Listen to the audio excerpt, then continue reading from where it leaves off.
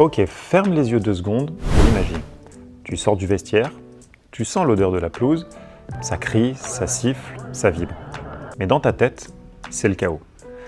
Est-ce que le coach va encore me sortir à la 60e minute?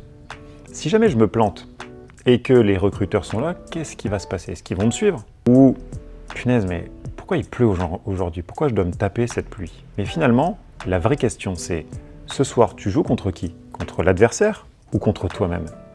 Parce que je te le dis, 90% des joueurs, ils gaspillent leur énergie mentale sur les mauvais combats. Et du coup, ils arrivent cramés avant même que le coup d'envoi ait démarré.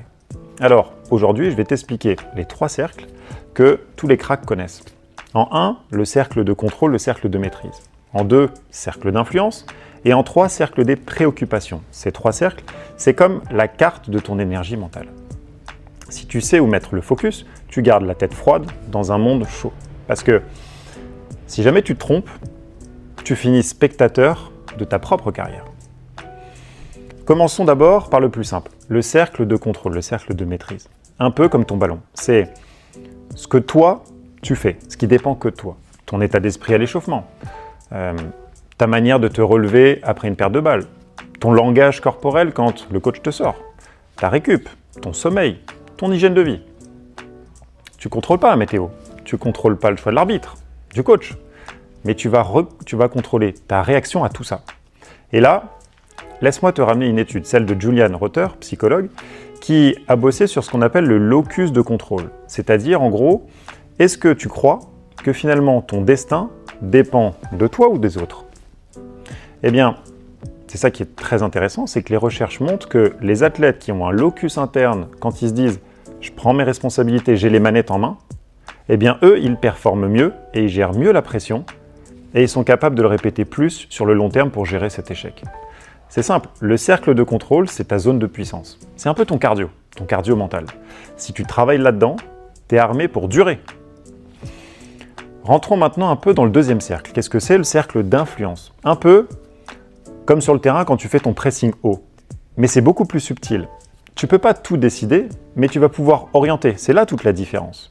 Tu ne peux pas forcer ton coéquipier à lever la tête si lui ne la lève jamais, mais tu peux influencer son jeu par ton appel. Tu peux pas choisir la compo du coach, mais tu peux influencer son regard par ton attitude, ton sérieux, ton langage corporel, ta capacité à réagir à ses corrections. Bref, tu peux décider du rythme du match seulement en influençant ta propre dynamique, c'est-à-dire ton pressing, ton énergie, ta communication.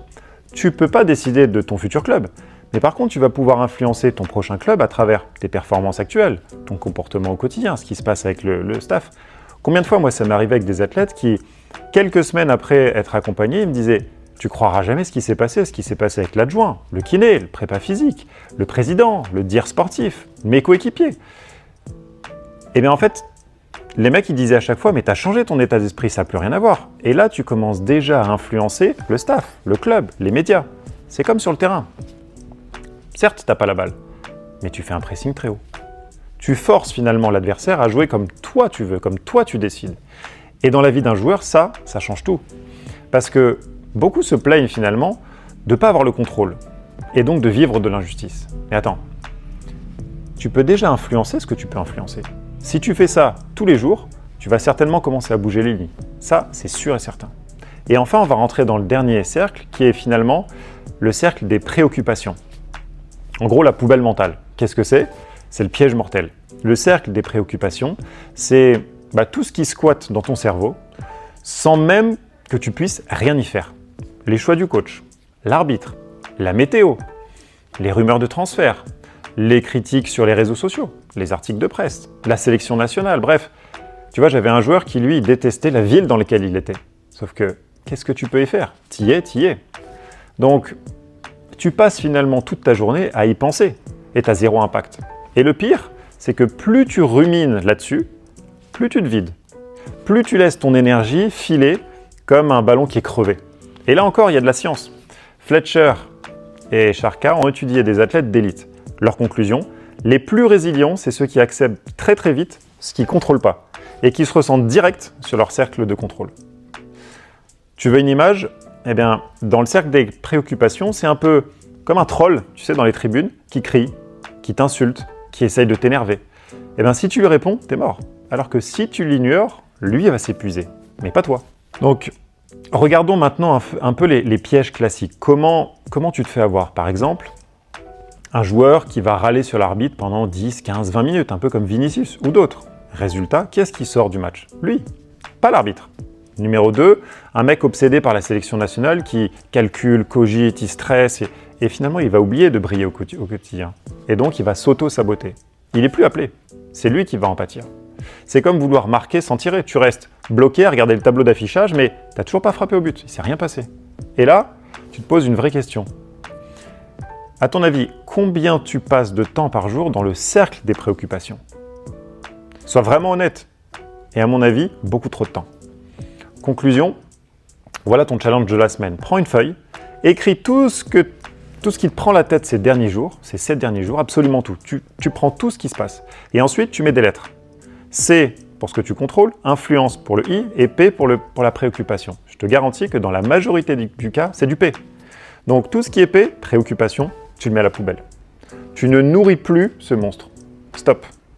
Ton énergie, tu la réinvestis, tu la gardes pour ce que tu maîtrises. Et c'est là que va se jouer ta carrière.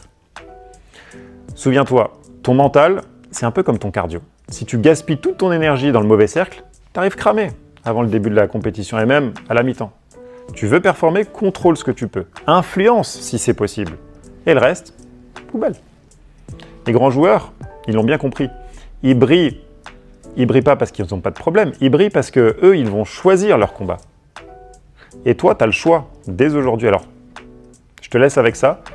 Finalement, la prochaine fois que tu sens que ton cerveau il commence à partir dans tous les sens, demande-toi, mais ça, c'est dans quel cercle? Je le contrôle? Je l'influence? Ou c'est vraiment de la préoccupation? Inutile. Ta réponse, c'est la liberté. Parce que tout le reste, c'est dans ta tête.